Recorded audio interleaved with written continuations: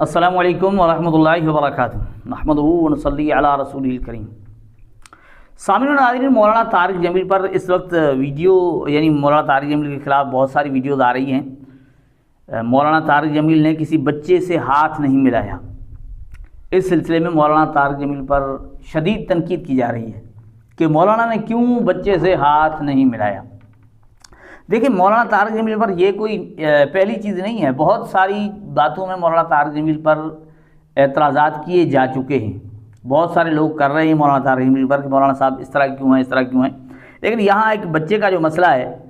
یہاں جو اعتراض کرنے والے ہیں وہ اس ویڈیو کو دکھا کر، یہ جو تقریباً آپ کے سامنے نظر آ رہی ہے، یہ دیکھیں، یہ جو ویڈیو ہے اس میں مولانا صاحب کسی گاڑی سے اترتے ہیں اور پھر مسجد کے اندر کہیں جا رہے ہوتے ہیں۔ اب گاڑی سے اترتے ہیں، ان کے گارڈز ان کے ساتھ ہیں اور مسجد کے اندر غالباً داخل ہو رہے ہیں،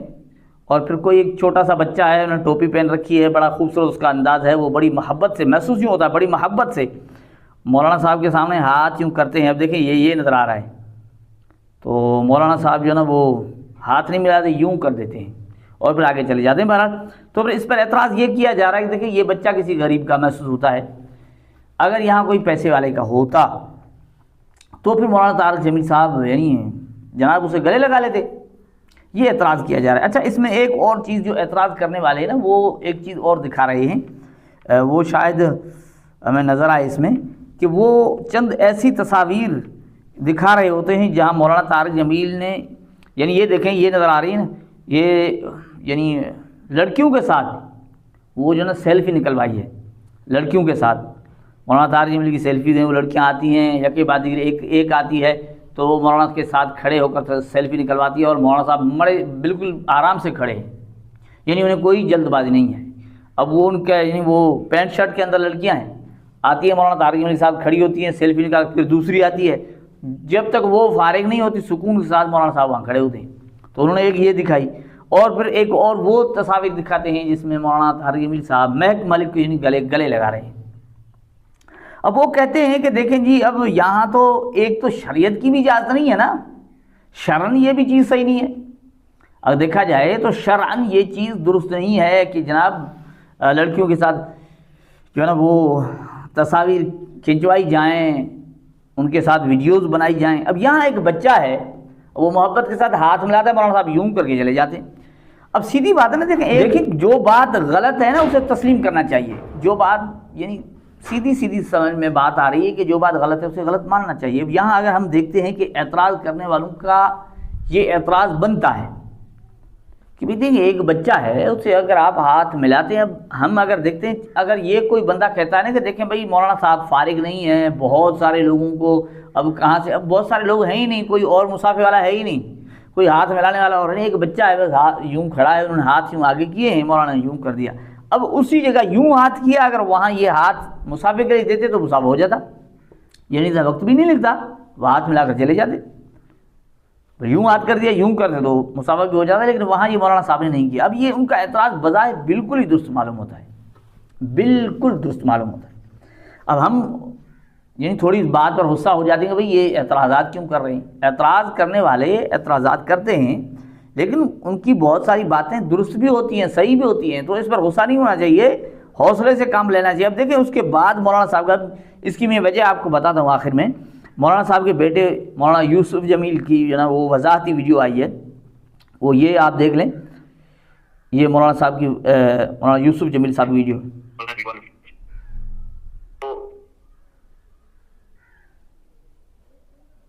السلام علیکم دوستو، کیسے ہیں آپ؟ میں آپ کی خدمت میں لائیو ویڈیو کے ساتھ حاضر ہوں،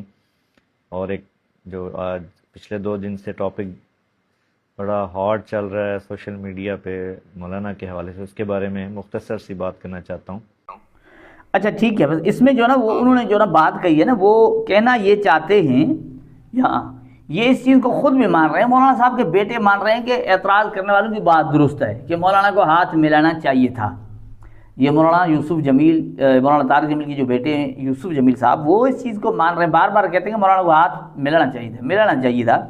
لیکن یہاں جو یہ وجہ بتاتے ہیں وہ یہ بتاتے ہیں، دیکھیں یہ یعنی جو منظر ہے یہ ہماری غالباً یوں کہہ رہے ہیں کہ ہمارے مدرسے کا ہے،